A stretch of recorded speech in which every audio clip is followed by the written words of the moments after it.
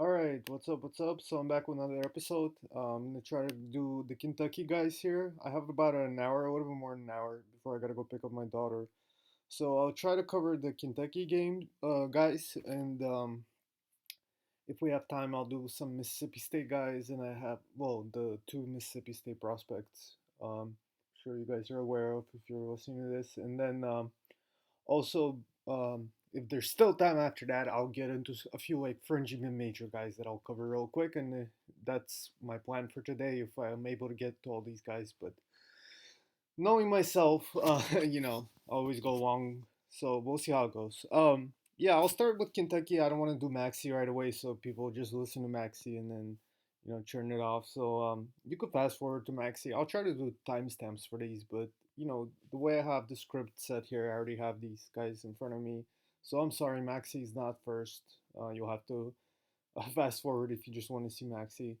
Um, yeah, I'll start with Hagans. Hagans, I mean, I've said this several times. I've talked about him throughout the last few years since I've been scouting. He's just a really instinctual player. He's kind of the comparison I kind of jokingly use is Daredevil, how he's, blindfolded and he's able to fight like 20 guys. I remember when the Daredevil TV show trailer came out, that was like the scene they kind of put out there as an advertisement for the show where he was like fighting all these guys blindfolded because he just has you know, uh, ultra senses other than his eyesight, I suppose. I don't know much about superheroes, so sorry if that's not right or something. Um, so yeah, Higgins is kind of like that. He's kind of a guy that could play basketball blindfolded. I jokingly say, and just purely instinctual, and that kind of comes through so many of his creative passes that he has, like passing to guys in an unusual time and place, kind of when he's in a place of court on the court and the other guys at a place of a court, you usually don't see that type of passing angle or a guy passing at that time, in the development of a play, and stuff like that. But it works out in a good way, where a lot of times they'll catch the defense off guard and set up a guy in the open spot where you don't really see those sort of plays, on a game-to-game basis most of the time for most players, especially at the younger levels. Guys don't have that sort of foresight and vision to make those type of plays as playmakers. And yeah, that's a legitimately impressive quote-unquote skill. I mean, it's more of an I feel like an instinctual thing for Higgins. Again, it's almost like he knows not what he does; he just kind of does it. Uh, Naturally. But yeah, that ability that he has is unusual and unusual in a good way. So it's kind of like a legitimate value added thing where that's something he has that he's able to do that other guys aren't, and he's able. That's something that's likely will be able to translate to the NBA level, at least to some extent. So you have that positive from Higgins offensively, that ability to make these kind of unusual passes.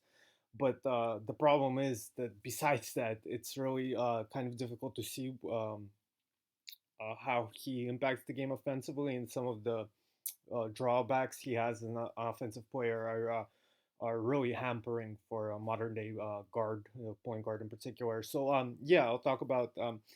He definitely has some strength. He also has a pretty good post game for a point guard. He'll back down smaller guards. Will often drive down the lane and kind of jump stop and likes to pump fake, get guys off balance, draw fouls like that. Has a pretty good free throw rate. I think a lot of it thanks to that move where he'll jump stop and then pump fake. Really, a lot of college bigs have problems with that, and he shoots like near 80% from the free throw. So that's kind of where the optimism lies for his touch and maybe the ability to improve his shooting in the future as far as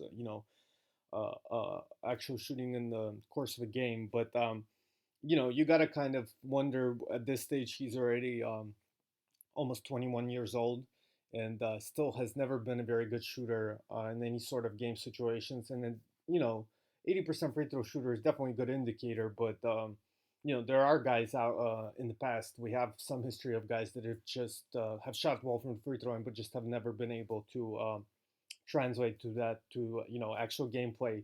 And the guy that kind of came to mind for me with this is Andre Miller, who was I believe, a career, or at least in his prime, he consistently shot like in the low to mid 80s from the free throw line, but obviously never really uh, able to shoot threes or even jump shot, like long two jump shots off the dribble. He was never really comfortable with. And if you remember, Miller kind of had a little bit of a hitch in his shot and kind of had kind of a flat set shot, a little bit of a strange shot mechanically. And I think some of that you could apply to Hagans as well. He's not exactly the same mechanics as Miller. I mean, there's quite a few differences in their mechanics if you really break it down. But kind of having that awkward timing and lack of rhythm in their shot in course of gameplay.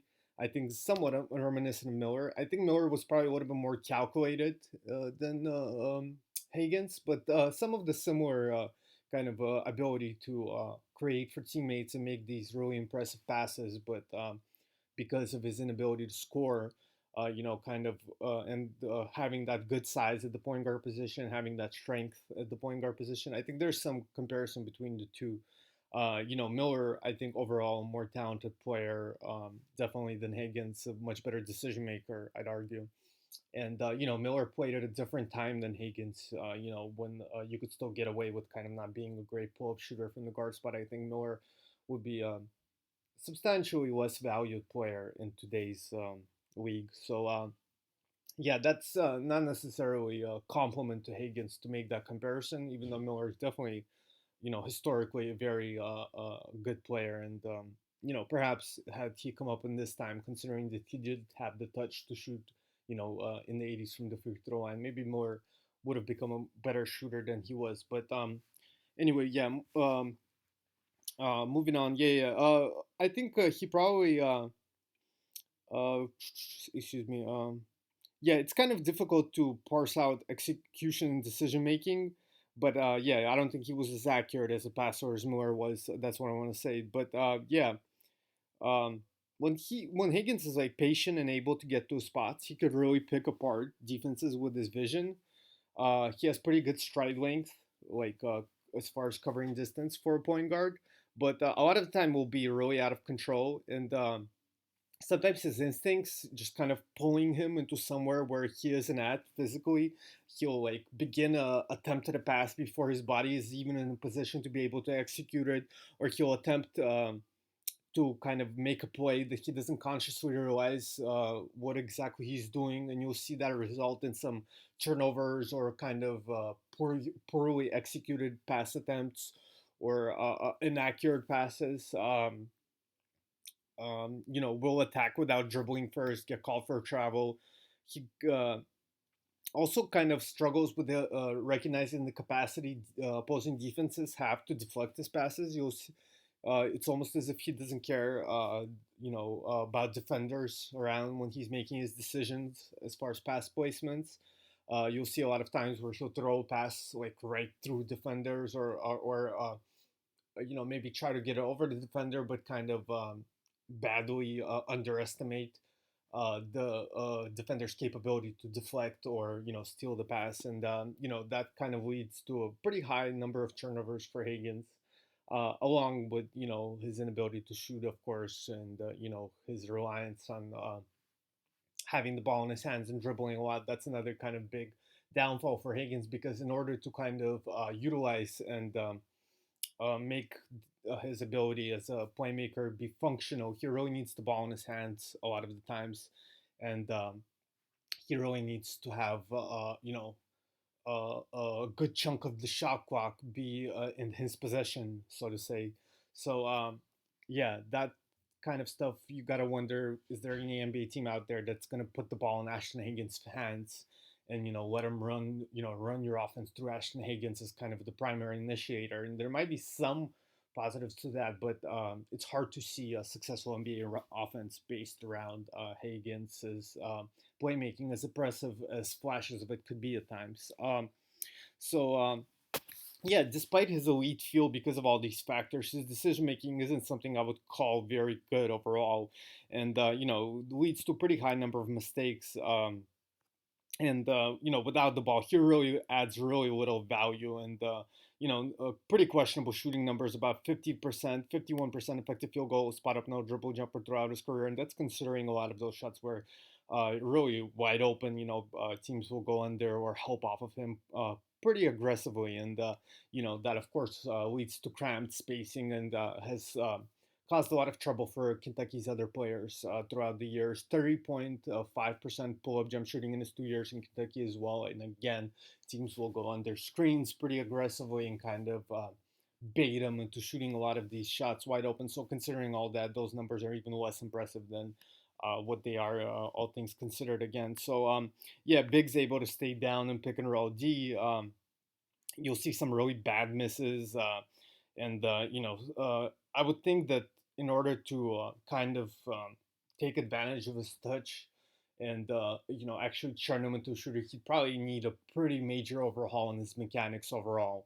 Um, yeah, so with all that considered, and the fact that when he does get into the paint, a lot of the finishing, he's not like some amazing athlete. He has pretty good size for a point guard, and he's decently quick, but he's not like an above the rim finisher or anything, and he's not gonna like totally bully guys with strength. Like he's decently strong for a point guard, but again, this he's not gonna like push bigs around at the NBA level or anything. So a lot of it is again craft and kind of being able to carve space out, having again those instincts for angles and stuff like that. I wonder how much of that will translate to the NBA level as far as finishing and drawing free throws and drawing fouls and all those things that he did fairly well at the college level, especially now as a sophomore. Um, yeah, I think overall his game probably doesn't translate as well to the NBA level as it may seem at first glance. I know a lot of people like his playmaking and it's a 6'4" point guard who could kind of guard. We'll get to his defense in a little bit, but he could at least hypothetically guard both guard spots. So some people have some optimism for him. I know, and have liked him in the past, especially coming in. He was a fairly well touted recruit, but yeah, I'm really not sure how his game translates to the NBA level overall, especially in the offensive end. And then even on the defense. Uh, he'll have some flashes of kind of brilliance where he'll totally snuff guys out and will strip guys for some impressive turnovers, but make a lot of really risky plays. He might show some advanced understanding of opposing schemes as far as making some impressive aggressive rotations to create deflections and force turnovers, but uh, I think that stuff will also get exposed to some degree in the NBA because NBA guys are just too quick, too smart. There's the spacing obviously also helps. The skill level is much higher, so those types of like high leverage risks, I guess they're indicative of some basketball IQ that is to some degree impressive, and I think is a positive sign to Higgins to some degree, but I'm not sure how much of it will really translate as far as making a defensive impact at the NBA level. And other times you also see him being overly aggressive, when guarding guys on ball, over pressuring, getting beat off the dribble due to, getting got into guys too much or trying to force turnovers. Um Getting back cut, missing rotations. He's not always able to execute switches very smartly. I will say to his credit, some of the aggression on ball, like the pressuring ball handlers, is kind of a Kentucky thing schematically. All their guards are very, will get right into you. I think that's kind of a their philosophy defensively is, each guy guard his own and make sure you're really up on your guy. Don't worry as much about helping. But considering how many risks he takes, while his steal numbers are fairly impressive, they add up to also a lot of negatives and a lot of mistakes. And then as far as having pretty good size and strength for a point guard, he's still mostly limited to guarding in the backcourt. When you see like a bigger guy when he's defending like a bigger guy, like Austin Wiley just completely destroyed Hagans, and Wiley's a pretty large dude, so it's understandable. But even some of the other switches he's had, he kind of struggled, and he's not like incredibly impressive leaper. He's not a guy that could provide any real rim protection from the point guard position either. You'll see guys like Trey Jones or even Hagen's teammate Maxey has some kind of shot blocking instincts and stuff like that. You don't really see that from Higgins as much. So yeah, overall, I think his defense is also very overrated. He was a college basketball defensive player of the year finalist, but you saw like the likes of Javante Smart, who I'm not a very big fan of, scored right over him one on one with little resistance. Um, while he could make some, impressive plays away from the ball, you know, the, the amount of mistakes he makes overall, I think, takes away the majority of that value. So without that being said, his defense is really overrated, and while I am a fan of the kind of creative playmaking and all that stuff, I just tough to see him unless he really overhauls that jump shot and figures out a way to kind of channel that free throw percentage, the touch he shows on his free throws, into shooting, and makes a huge jump as a jump shooter. Um, it's tough to see how he'll really stick around NBA. So I guess there's a little sliver of upside there where I'm not gonna completely throw him off my big board, but yeah, overall he's not a guy I'm very excited by as a prospect, and probably wouldn't really touch him until you know unless he fell to like the very back end of the second round, or even like undrafted free agent two-way type of guy. Um, let's go to Quickly. So Quickly is very straightforward 3 and D kind of combo guard. His mechanics kind of a little bit low in the middle of his body, but overall pretty, single motion fluid jump shot, looks pretty good. Very, very good balance, and fluid release. A guy known for his work ethic, has gotten his free throw percentage all the way up to 90% this year. Probably a little bit over his head this year from the free throw line, but still, he's definitely continued to prove, at least as a jump shooter, since I've begun watching him a few years back in high school. I'm a little bit surprised that he's in better off movement. Kentucky runs a lot of actions off screen, but he mostly uses those to kind of set up runners or mid range shots, or you'll see him kind of dribble, right in front of the free throw line, and if he draws a big man rotation, he'll set up a lob or something like that. Despite that free throw percentage and pretty good mechanics, his like shot distribution as far as like spot up, no dribble jumper, and as I said, the off screen stuff and the pull up jump shooting is not like amazing. Like I believe he's 2 years in Kentucky, 58% effective field goal percentage, which is about average, I'd say, for a guard slash wing prospect. Uh, as far as shooting, and then I don't remember his pull-up jump shooting off the top of my head, but it's not like amazing, and I think he has a little bit of a flat arc also. Maybe gotten a little bit improved on that this year, but he doesn't really get a lot of soft bounces. You'll see the ball either like kind of swishing, or it'll, fly pretty hard off the rim. Also, I wonder how comfortable he is with really deep range shots. Looks a little bit awkward, going from dribble into the shot sometimes on pull ups. Also, he's definitely again improved on his pull up, and I think during the hot stretch of shooting he's had towards the end of the season, he began to look more comfortable hitting pull-ups. But you got to wonder, how real that is, how much of that is improvement, how much of that is, just kind of a hot streak. As far as passing, he's decent. Once in a while, he makes some really impressive pass, and he mostly plays intelligently and unselfishly. Uh, plays within the bounds of his role.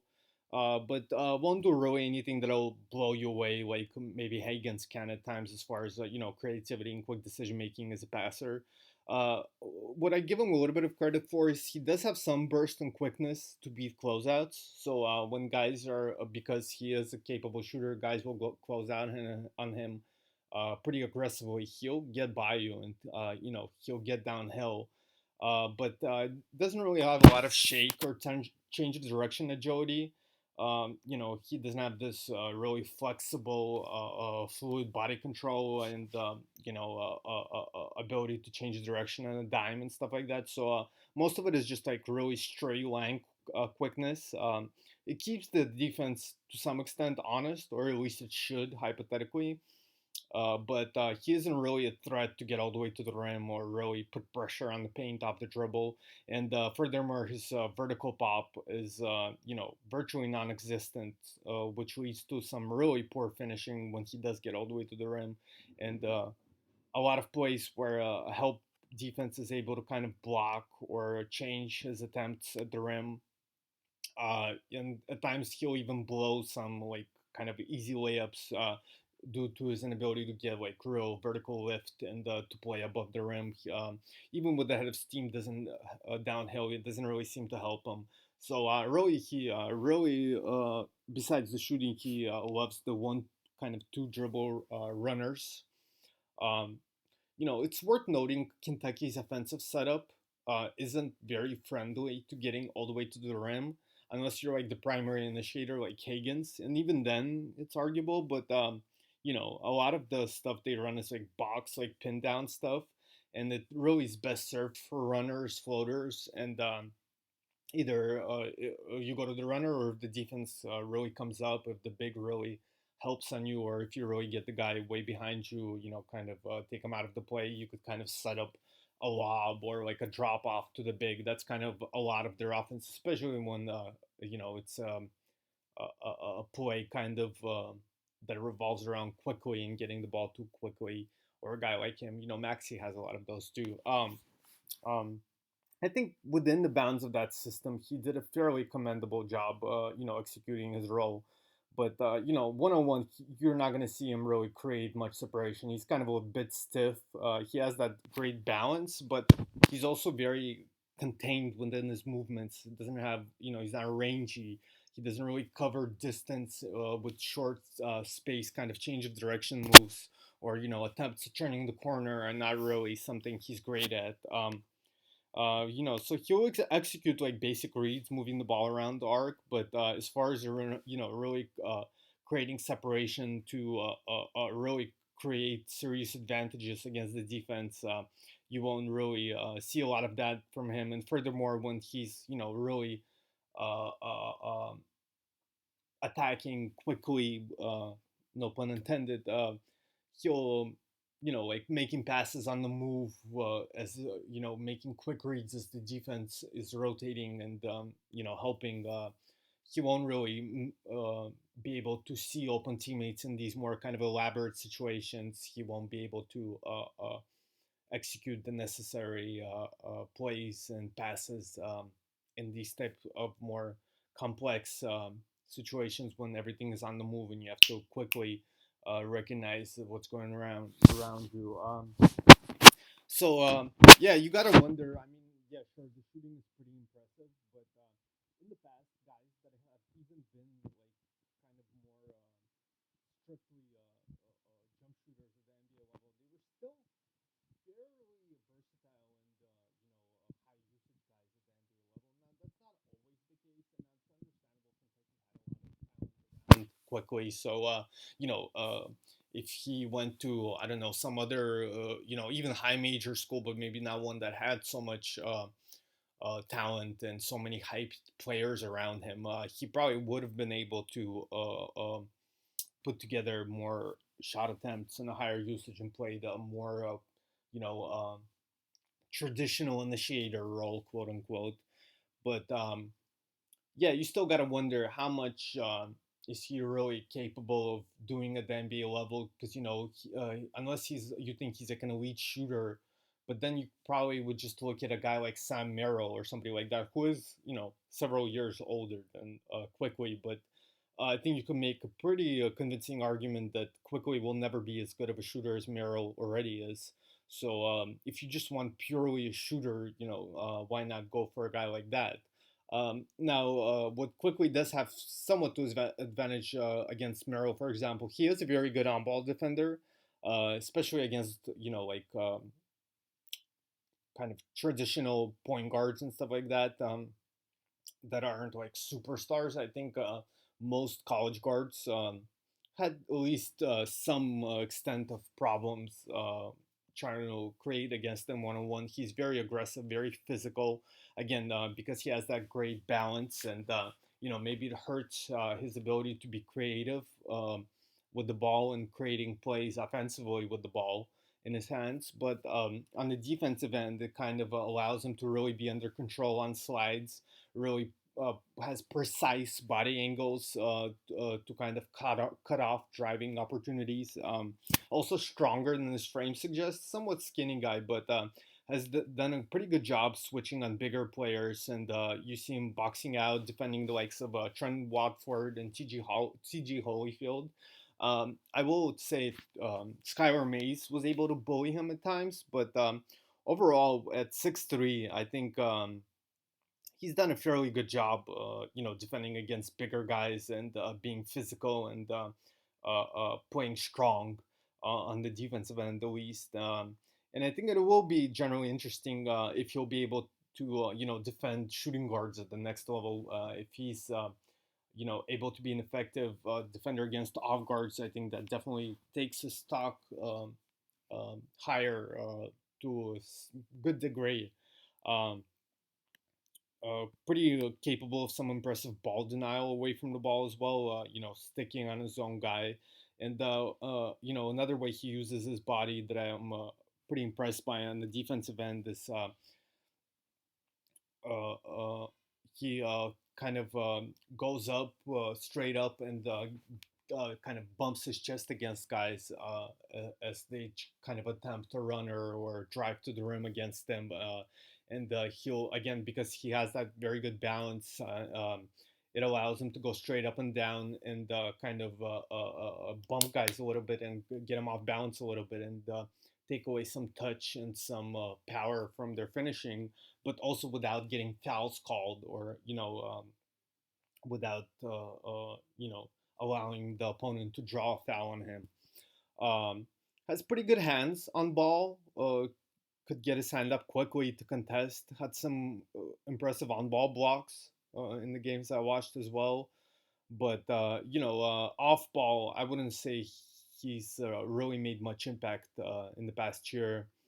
Has been like solid, but doesn't really, unlike Hagans, you won't see him take many risks or really try to complete any complex help side rotations or stuff like that. So you kind of have to have a balance between Quickly's method of being very good on ball, but kind of staying away, from any risks away from the ball, and alternatively, Hagen's method of being risky both on ball and away from the ball, and being all over the place. And at times, it's really impressive, and he makes some really um, helpful plays away from the ball in help situations. But then at other times, he'll just totally lose his guy or completely, mess up a switch or just get totally crossed over,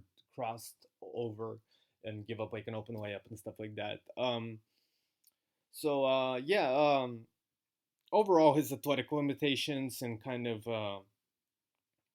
his contained movements, his inability to execute, you know, um, cover quickly cover space in short range, change direction type stuff, and change the angle of his body rapidly in the sharp turns and stuff like that. That kind of limits his upside. I don't really see him ever being more than a spot shooter who could maybe take a dribble or two against the closeout and put up a runner or something like that. But thanks to the defensive effort and the work ethic, I think it gives him at least a somewhat decent floor. And just kind of as a median outcome, if you really need another shooter on your bench, I think eventually he'll be able to shoot off movement as well, at least to some degree. I wouldn't be against Quickly. And in fact, I would probably even argue for Quickly over Higgins at this point.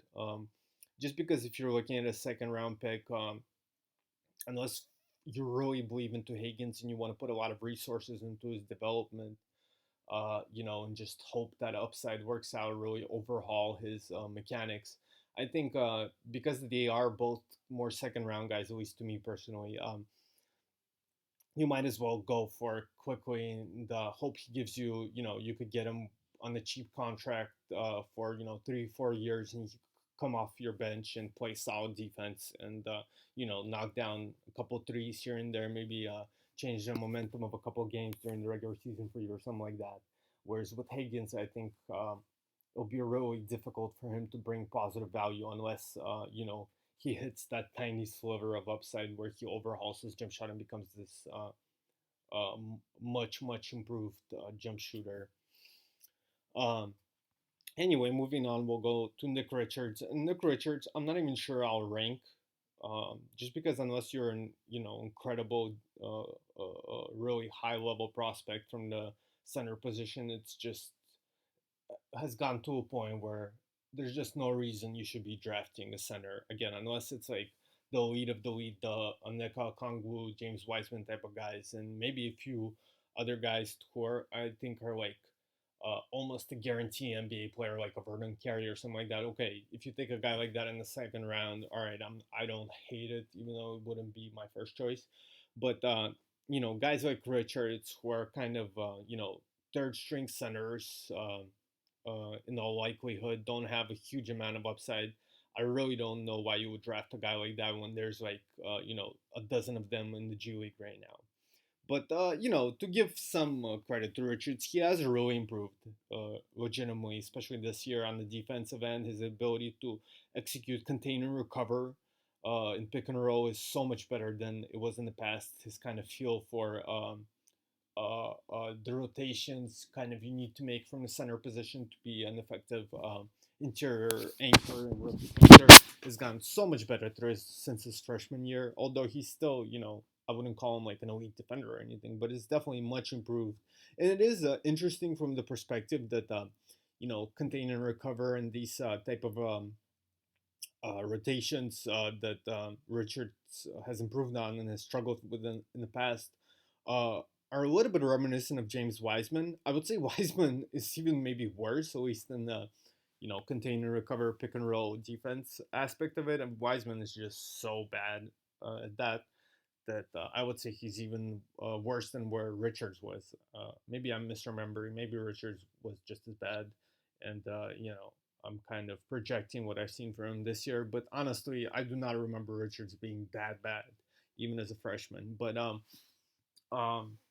what was I saying? Yeah, just the fact that Richards has improved so much, it kind of gives me some hope that maybe Wiseman could improve to some extent, at least, or to a large extent. But I mean, how far? Even if he improves to a large extent, how far does that really get him? Who knows? We'll see. But still not very much of an offensive player. UK's Kentucky's offense definitely doesn't encourage much kind of playmaking or decisions. Any complicated or important decisions from their big man. His assist to turnover has been absolutely atrocious throughout his career. I think he's had like several like 10 game stretches where he just has zero assists for like despite playing fairly large minutes. But to be fair to him, I wouldn't call him like an extremely selfish or horrible passer. I mean, he's not a good one by any stretch, but I think a lot of it is the system and kind of his role. And what he does is just a lot of putbacks or finishing lobs and stuff like that. Maybe this year you saw a little bit more of him kind of finishing plays as a jump shooter from like the free throw line or the short corner. And that's I'll talk a little bit more about that in a second. But yeah, but the point being is all the plays that he makes are mostly just finishing. The one play where you'll see him passing at times is he'll hit the offensive glass pretty hard. And I think he did a pretty good job using his size because at the college level, he's a pretty big dude. So especially in the modern college game, you'll see a lot of teams going smaller. Like the game I just recently watched against Texas Tech, he was by far the biggest guy throughout most of that game. So yeah, he used his length pretty well to get an offensive rebound and kind of tip the ball back out to guys, or even take control of the ball and pass it back out. So that's kind of like the one play where you see him making some kind of pass. But even in that situation, he's passing out, but usually the guy isn't like spotting out behind the arc right away. A lot of the times he'll be passing out to like Hagans, and then Hagans will restart the offense since they just got another 20 seconds.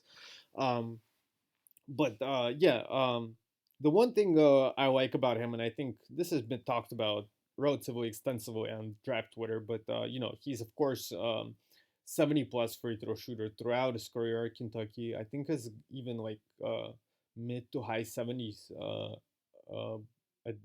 this season. I'm trying to remember what his free throw percentage was this year. I don't know, but its point is for 6'11" guy, his free throw percentage is pretty good. Like look it up if you want. How many 6'11" guys are shooting, over 70% from the free throw line in their career right now at the college level? But there are not many of those guys out there.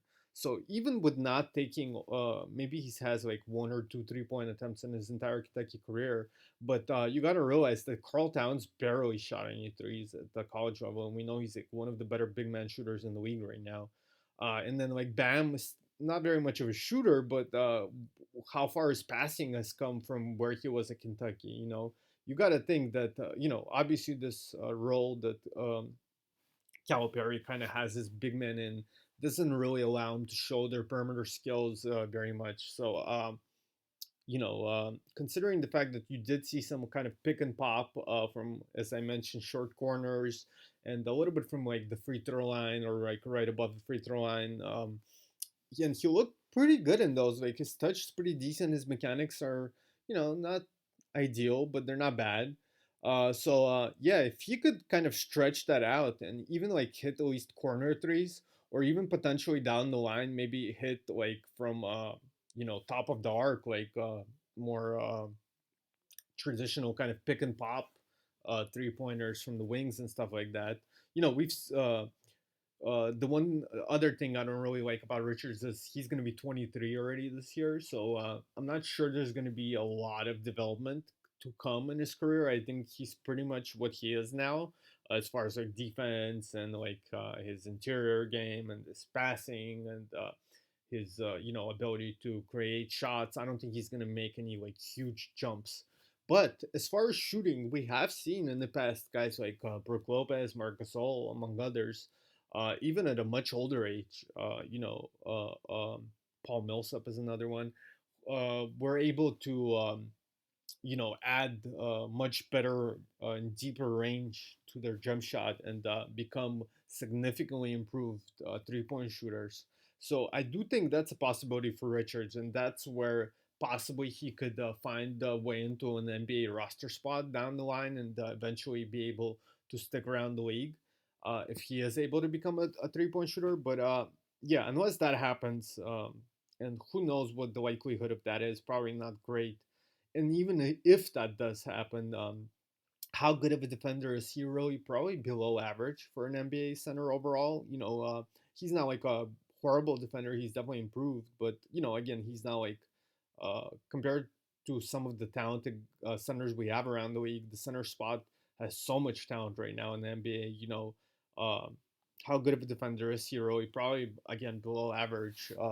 And then besides the shooting, what does he really bring? I mean, he's an okay lob finisher and like finisher like from the dunker spot and stuff like that, but not really that great. Uh, his switching is not very good. Again, he's gotten better like containing ball handlers or like emergency like switching. As the shot clock is running down or something like that, or if the guy really gets the guard or whoever gets completely taken out by the screen, he could contain the ball handler to some degree and not be totally horrible or anything. But when you saw him guarding in that Tech game, for example, Terrence Shannon really had his way with Richards on several plays.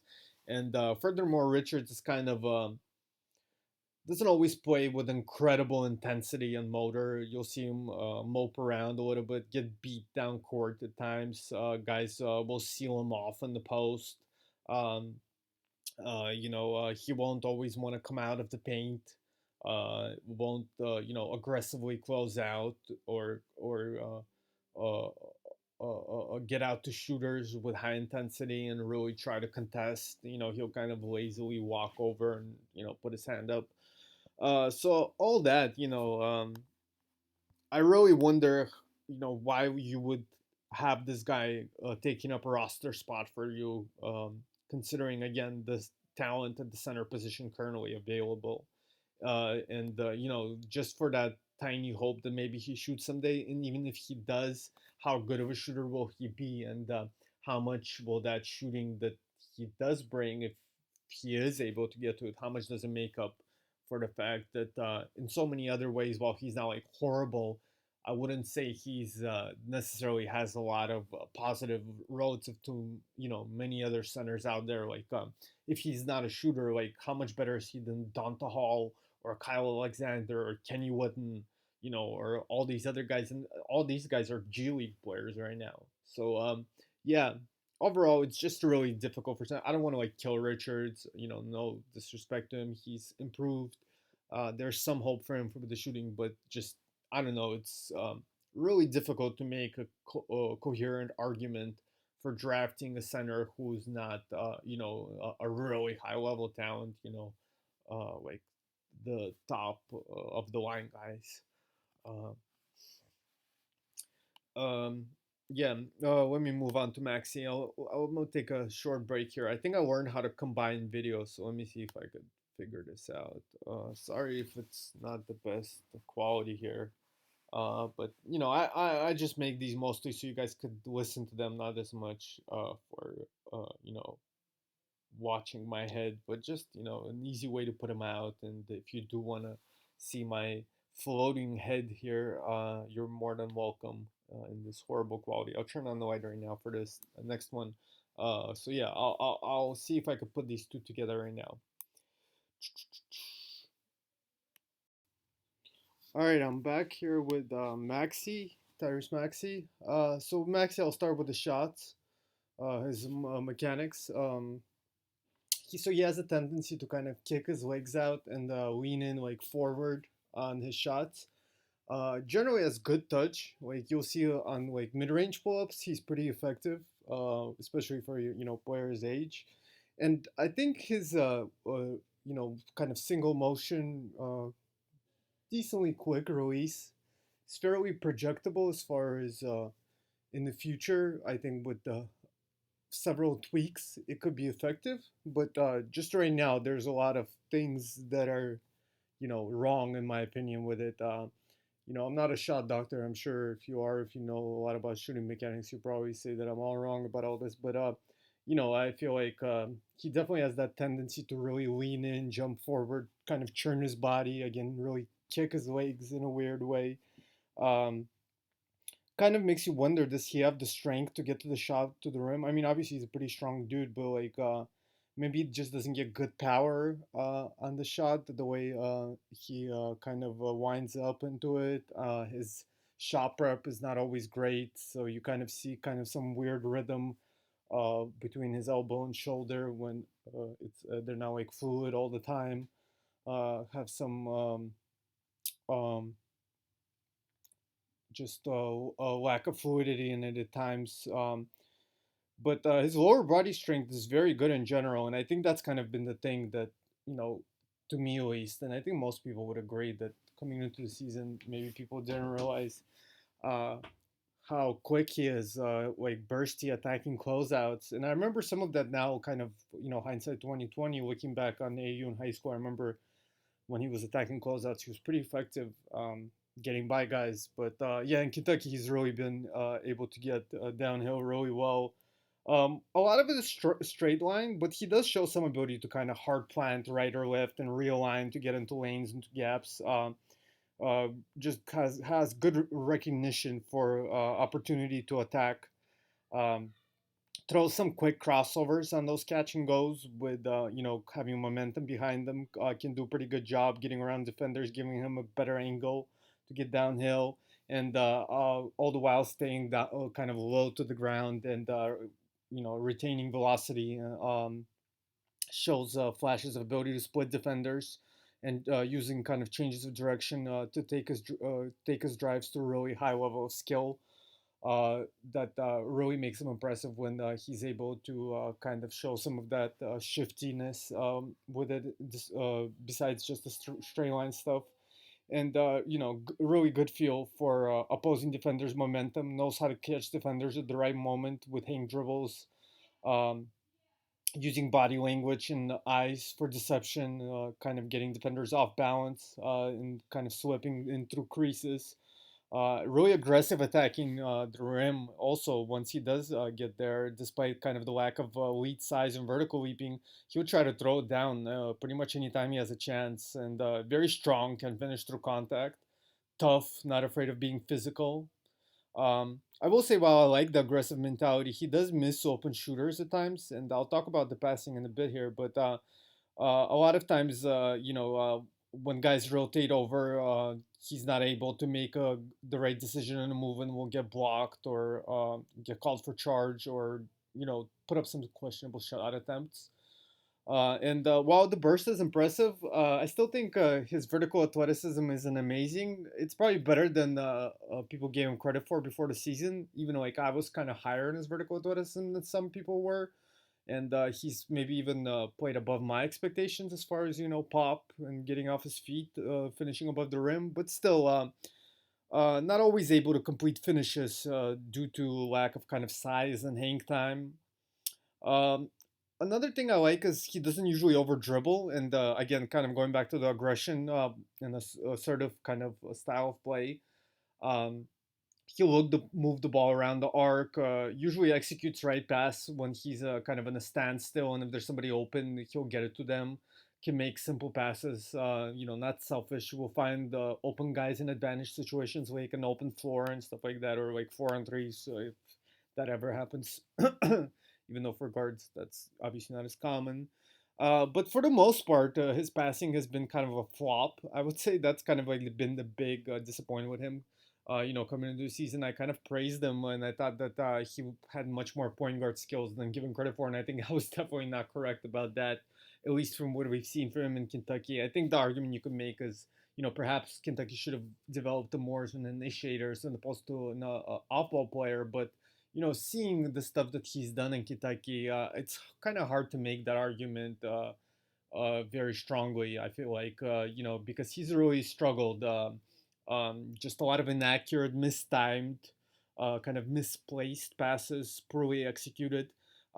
Just bad recognitions of situations around him when kind of trying to run the offense, unable to kind of execute posts and elbows entries, which is kind of a basic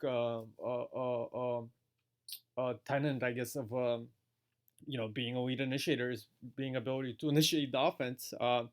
And just even when Hagans is off the floor, it doesn't seem comfortable or aggressive like he is when he's playing a more periphery role. When he's able to drive against closeouts with the defense already in rotations. Here, when he's the one that's put in a position where he's the one that has to create the advantage for against the defense himself, doesn't seem like he's comfortable within that role and hasn't really had a lot of success within that role, especially Kentucky. But even going back to previous, I thought he showed the flashes of better decision making and better vision at lower levels, but it was still never where you really felt like he was making these complex,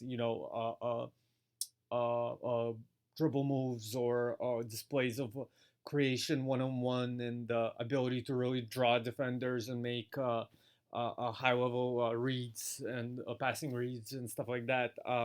Even trying to create one on one from a standstill against some guys on switches like Daniel Perirofoy, for example, I have here. Written down against Auburn, who's not a good deep player, a defensive player, and taller and kind of wider than Maxey. So you would think Maxey would have the quickness advantage, but he was really unable to get much separation. And um, I've seen several plays I recall where he kind of was forced to turn his back or get to turn the corner or really create much of an advantage for himself or for the rest of the team. Um, where was I? And a lot of also just poor execution of passes in general, as far as like ballooning skip passes, as far as just like putting too much air under them, or in the long distance passes. Really struggles with pocket passes as well. That's another kind of problematic point of emphasis for him if you're kind of considering him as a high-end offensive, high-usage guy. Will throw it too far in front of a guy, or too low, or behind this guy. Misses opportunities to execute pocket passes at other times.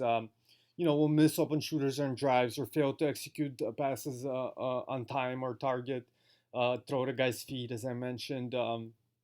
Just not very good at making passing decisions in the moment, kind of more kind of what's the word?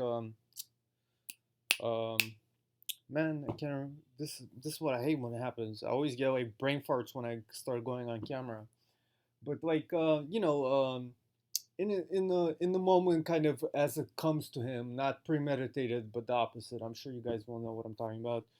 Fuck, I can't believe I forgot this word right now. But yeah, just not a high level playmaker, and not to mention the other part that was really disappointing in Kentucky is the many questionable heat checks he had, and kind of unnecessary jump shots and runners. And again, going back to AU in high school, I do remember this, and it is something I noted even back then, that he took some unnecessary kind of 30-foot pull-ups and stuff like that. But I was pretty disappointed that as he got older in a more organized setting, that didn't really improve in Kentucky. And again, I suppose you could blame some of that on Kentucky's coaching and stuff like that. But you could make that point, then you could go across every prospect and say, oh, it was their coach's fault. Oh, all their weaknesses are their coach's fault. So I understand that in the past, Kentucky's prospects have kind of been able to play in the NBA in kind of above the expectations you'd have watching them at Kentucky, but you can't just always depend on that, and it's been more so for bigs in the past, not as much. There's some examples of guards also, like Devin Booker, for example, but this is a little bit different. I feel like some of these things, it's not like Booker was put in a position to show off his playmaking very much in Kentucky. He was mostly like a guy strictly coming off screens and shooting. I mean, I guess some extent there's some similarity in that role, but I think that's some of the weaknesses that Maxey has are a little bit different than what Booker has. There's some similarity, and you could maybe argue, but again, that would also entail you saying that now because Booker has succeeded, that means Maxey will, which is kind of a false equivalency. Just because they played in the same school and one guy worked out, does this mean every other guy, because there's Malik Monk, who you could make similar argument for, and hasn't really worked out for him. So, you know, um, James Young, but then there's Jamal Murray, it worked out for him. So, you can't just depend on that. But yeah, just as far as the shot selection, just way too many contested runners and off balance long twos. I understand the runners kind of, again, the big part of Kentucky's offense, and I talked about this with Quickley. It's kind of the way they run their offense, especially for their off guards. It kind of puts the off guards in a position where they're forced to shoot floaters and runners a lot, and it's been a big part of Maxey's game, even coming in, of course. And he has a very good, even I would say, floater and runner game, but still would like to see a bit less of it from him. And definitely not a shot I want to be a major part of the arsenal for a high usage NBA guy. It's good to have it, but it's not something you want to, be like your main thing, like base your offense around it, which it to some extent it became to be that way for Maxi this year, and even like beating his defender and kind of getting the corner, getting the driving lane, you'd see him stop short and just pull up for a runner inexplicably, or like a white one-handed kind of what is it called, like a flip shot or something like that, floating one-handed shot kind of. To be fair, again, just kind of give him some credit. Hagans, I talked about his inability to shoot, kind of clogging the lane for guys like Maxi on the team. But I think it kind of goes both ways. It's kind of like a catch-22, because you take off Hagans off the court, and then you have Maxi, who's unable to run point and execute like simple actions. So it didn't really help because Kentucky was kind of forced to play Hagans huge minutes because neither Maxey and Quickly not really either were able to really run point guard effectively and really initiate the offense for them. Um, he could also stand to add some craft and pick and roll. I wouldn't call this a weakness at this point of his career, being a freshman and everything. I think it's forgivable, but considering his lower body strength and kind of, wide mid body and the strength he has there, um, using that to get defenders in jail and kind of bump guys off, carve out space, having a little bit more patience, giving himself some more time to set up passes and, his own open shots. Yeah, I think that's definitely been kind of the big strength for him at Kentucky is that lower body and, his ability to utilize it. But, again, could stand to do that even further. And I'm somewhat optimistic that he will. Um, Moving on to the defense, I'll say while his on-ball defense has generally been very good, you look at his synergy numbers; they're like incredible as far as defense. But he hasn't really had a very good balance between help and Mandy. Uh, Pretty rarely active away from the ball, playing pretty conservatively when it comes to like jumping gaps, anticipating passing lanes, creating deflections. Not very many aggressive rotations. Um, Somewhat offset by his ability to stick with his guy and, contest on ball, had some nice on ball blocks, but still kind of has limited his value added on the defensive end. We'll see how he's able to adjust to whatever scheme is at the NBA level. And I'm relatively optimistic about his defense. I don't think he's going to be like a bad defender for a 6'3" guy with, relatively short arms. I think he'll be, maybe even a slightly above average defender, but I also don't see him being a guy who even necessarily brings a positive or zero value, probably still a slight negative overall. Against most guards, his lower body strength and balance are really difficult to get around for them. Some quick, really skilled ball handlers can create separation against Maxi. There's a play Ricky Lewis, for example, kind of blew by him pretty well a few times. But similar to his ability to suddenly accelerate downhill using that lower body to kind of push off the ground quickly, he kind of does that the other way when he's defending to recover against step backs, quickly closes space, and often takes away windows opponents are used to having to get their shot off. And again, as I mentioned, I believe he had some really nice on ball blocks and just generally very good shot blocker for a guy's size. Just has really good anticipation of, on the offensive where he happens to be defending one on one. Again, taking away angles, not allowing them to get in the middle. That was a big part of kind of Kentucky's defensive principle is pushing guys to the baseline. Um, Good job using strength to bump bigger guys like Herb Jones. He did really well in that Alabama game. Good pressure and ball denial. Most Kentucky perimeter players are generally asked to do. Stick with your own. Executed the game plan really well as a freshman. Uh, at times will show some ability and IQ to position himself off the ball, zoning up one versus two on the weak side, executing closeouts, but often could be out of position as well, no man's land, not committed to helping, but doesn't have an angle to get back to his own man, gets blown by or gives up an open spot up on his closeouts, tendency to miscommunicate on switches, and also matchups in transition against transition offense was a bit of a problem, which is somewhat common to freshmen, to be fair, but still. When necessary, he could even provide some weak side rim protection from the guard spot. I mean, relative to other guards his size. But I wouldn't say he's very comfortable executing complex rotations in like more unusual situations where players have to really think quickly on their feet and make a really high awareness plays instantly in the moment. As I mentioned with his passing, it's a similar story on the defensive end. Another thing to his kind of plus for him is really great personality and clearly kind of a locker room guy. Always has a smile on his face. Plays tough and high effort on the floor, but at the same time always seems approachable and what is it called, good-hearted, I guess. But overall, I'd say just not dynamic as a creator enough to be considered like a high end lottery pick, like some people think of him as, at least in my opinion, and doesn't add enough value across other categories to make up for it either. Just an inability to consistently create separation advantage situations, force help rotations by himself. Kind of limits his upside to more of a 3 and D guard. I'll say he's on a higher plane within the same archetype as kind of Quickly, but still within that same archetype. Obviously I think Maxi has much more value as a prospect, but still you can only derive and expect so much from that sort of player. So that's kind of my evaluation of Maxi.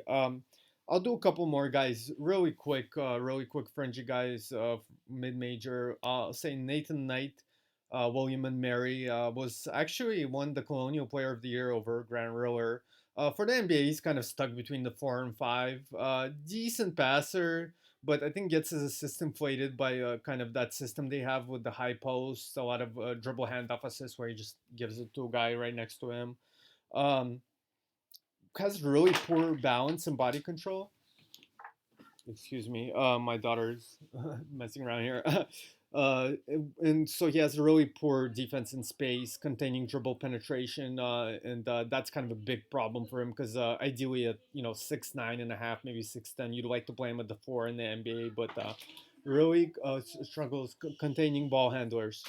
Um, Really more of an old school big grade rebounder. Maybe not much of a leaper, but pretty good touch in the post. Plays hard, but just not an amazing leaper, not super quick off his feet, not much of a lob threat. It's just tough to find a role for a guy like that in the modern NBA. Maybe if you really, he has improved his shot, his shooting over the course of his time with William and Mary, and he's like a mid 70s free throw percentage shooter. Um, but he seems like a smart guy off the court as well, and seems like a great locker room guy. So maybe if he continues to prove as a shooter, he could kind of stick around as a locker room guy, and kind of a five out, smaller five off the bench, like what's his name, Mike Muscala, maybe a slightly worse version of Muscala or something like that. But overall, definitely not a guy I'd draft, and not particularly exciting.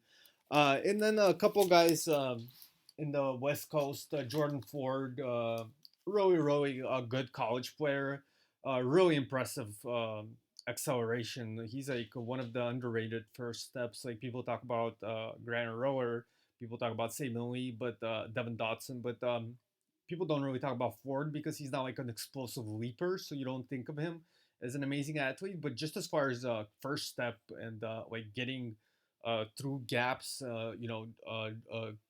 quickly accelerating off the dribble burst, he's right up there with those guys.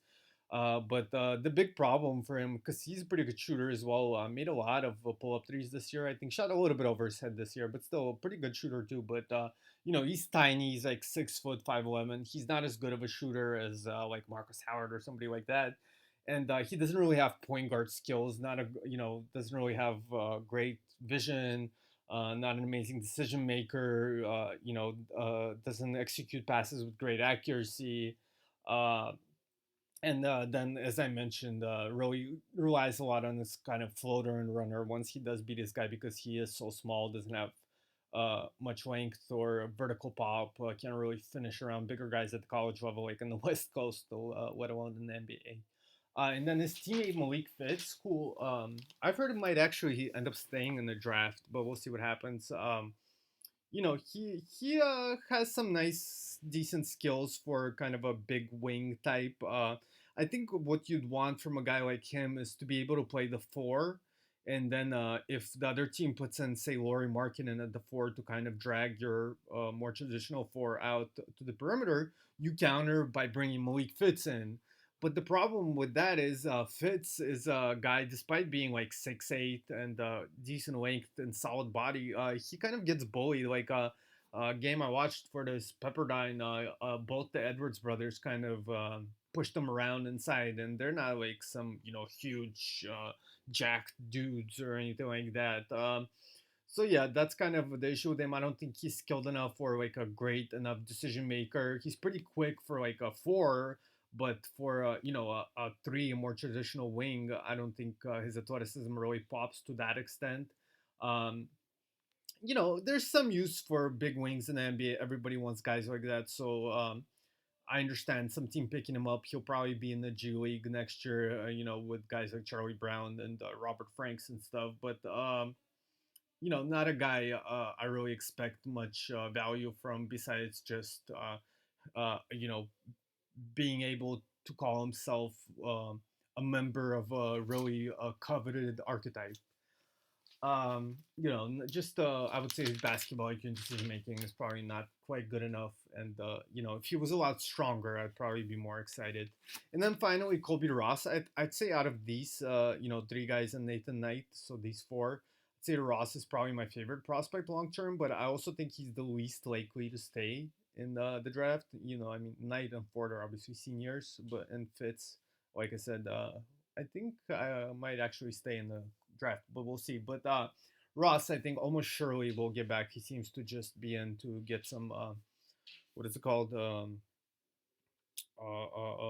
Commentary from teams. Why do you see? I always get these brain farts. Can't remember words. Come on, you guys know what word I'm trying to say, but I can't fucking remember it right now. Feedback, feedback. Yes, thank you.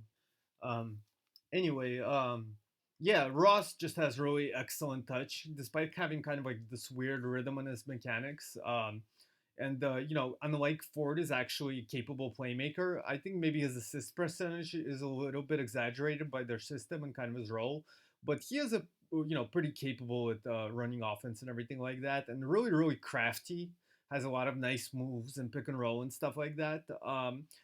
Not much of an athlete and pretty small. Like he has decent quickness, but like kind of herky jerky more so than straight up crazy speed, and definitely not like explosive vertically or anything. Not gonna be finishing above the rim or anything like that. And so at best defender, even relative to guys his size, let alone in the vacuum he'd be towards the bottom of defenders in the NBA. But still, guys that could shoot as well as him, guys that could shoot as well as him off the dribble, and who have that type of craft in the pick and roll. You never know. They could find success. You could, Devontae Graham maybe has some parallels there.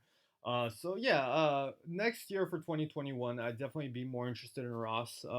Potentially, if he continues to make some strides in certain parts of his game. But he is in this draft technically. I as of now, I expect him to pull out eventually. But if he doesn't, perhaps I'll go back over him and give him another look. But right now, he's all four of these guys are just outside the board. So yeah, let me do that ranking really quick.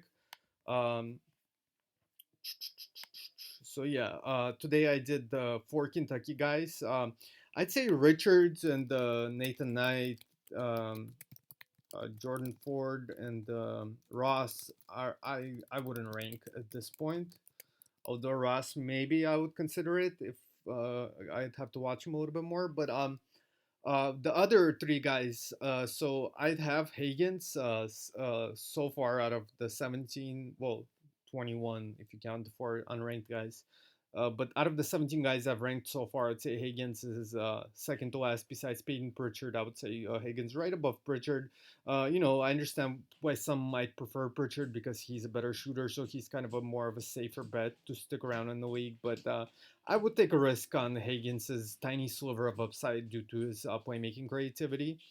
Then a couple spots higher than that, Sam Merrill, Nathan, and I would go Quickley right in that group, right behind Cassius Winston. Uh, you know, I like Merrill from that group because he's the most sure thing with his shooting. But I like Quickley because I trust Quickley a little bit more than Hinton as far as ability to beat closeouts, and I think they're about the same level as just pure jump shooters. And I think about the same level as defenders. Hinton is a little bit bigger, but maybe Hinton is a little bit better overall defender, but it's not like a huge difference. And I was a little bit disappointed in Hinton's defense at some points this season. And then all the way up, I'd go to Tyrese Maxey. Like I said, I'm not as big on him as some are, but I'd still put him over Nesmith, who I also have doubts about because of his decision making. You could go back to that episode if you want. and but right below Anthony Edwards, who I was somewhat critical of, also due to kind of feel for the game and stuff like that. But at least he has real physical talent and upside in that sense. So I'd put Maxey right behind him right now. So I'll drop this whole ranking if that was a little bit confusing for you.